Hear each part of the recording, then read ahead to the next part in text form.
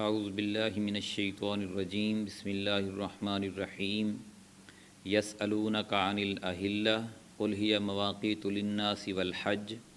ولیس البر بأن تأتوا البیوت من ظہورها ولکن البر من اتقى وأتوا البیوت من ابوابها واتقوا اللہ لعلکم تفلحون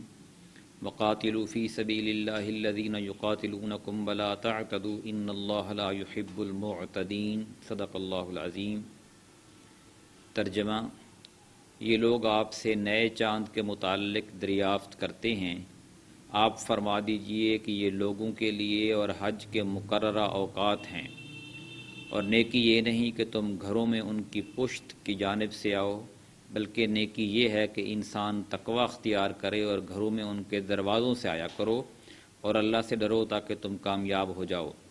اور اللہ کی راہ میں ان لوگوں سے قتال کرو جو تم سے لڑتے ہیں، اور حد سے تجاوز نہ کرو، بے شک اللہ حد سے تجاوز کرنے والوں کو پسند نہیں فرماتا۔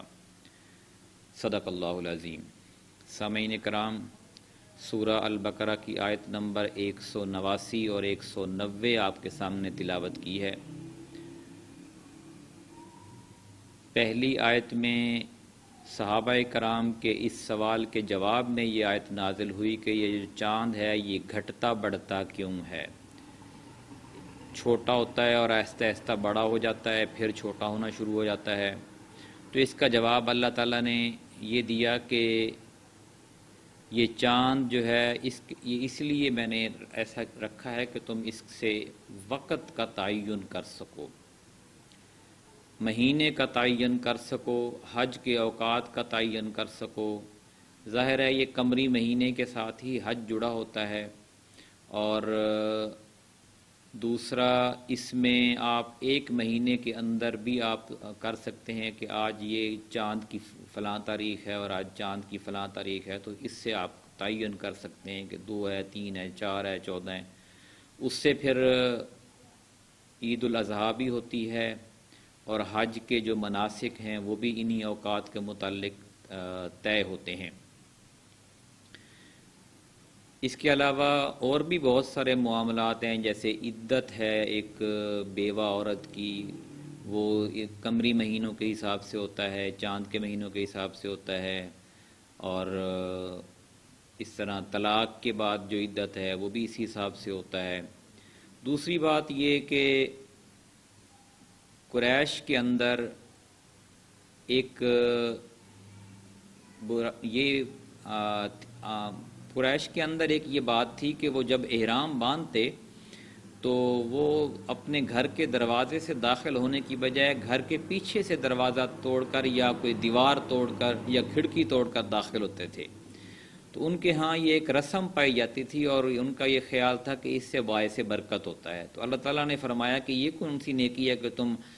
دیواریں توڑ رہے ہو پیچھے سے اور کھڑکیاں توڑ کر گھر میں جا رہے ہو؟ نیکی یہ نہیں ہے، نیکی تو اصل میں گناہوں سے بچنے کا نام ہے کہ آپ برائیوں سے بچیں، اور دوسری بات یہ ہے کہ آپ گھر کے دروازے سے ہی داخل ہوا کریں اور اللہ سے ڈرتے رہیں تاکہ فلاح پا جائیں۔ اس آج کے پروگرام کی جو دوسری آیت ہے وہ جہاد کے بارے میں پہلی آیت ہے قرآن پاک کی، جو کہ مدینہ منورہ میں غزوہ بدر سے پہلے نازل ہوئی، اور یہ جہاد کا پہلا حکم تھا جس میں صحابہ کرام کو یہ فرمایا گیا کہ اللہ کی راہ میں ان لوگوں سے قتال کرو، جنگ کرو جو تم سے لڑتے ہیں، اور حد سے تجاوز نہ کرو، بے شک اللہ حد سے تجاوز کرنے والوں کو پسند نہیں فرماتا۔ یعنی جنگ کی محدود اجازت دی گئی کہ آپ نے یہ نہیں کہ ہر طرف ہی آپ نے اب قتل و خون ریزی شروع کر دینی ہے، بلکہ آپ سے جو لڑتا ہے آپ مدافعت کی جنگ کریں اور آپ بھی اس کے ساتھ لڑیں۔ آپ کو اپنے دفاع کا پورا حق اللہ تعالیٰ نے دیا ہے، اپنا دفاع اب آپ کر سکتے ہیں۔ چونکہ ایک ریاست قائم ہو چکی تھی، اور اب اس ریاست کے خاتمے کے لیے قریش جو ہے وہ سر جوڑ کر بیٹھے تھے اور وہ کوشش بھی کر رہے تھے۔ تو اللہ تعالیٰ نے ادھر سے مسلمانوں کو بھی یہ کہا کہ آپ بھی اپنی تیاری کریں، اور جو آپ کے ساتھ لڑتا ہے آپ کے خاتمے کے لیے اکٹھا ہوتا ہے، آپ بھی اس کے خاتمے کے لیے اکٹھے ہوں۔ پھر یہی ایک طریقہ ہے کہ ریاست جو ہے یہ پھلے پھولے، اور یہ اس دین جو ہے یہ آگے مختلف لوگوں تک پہنچے۔ اللہ سے دعا ہے کہ قرآن پاک کو سمجھ کر عمل کرنے کی توفیق عطا فرمائے۔ جزاک اللہ۔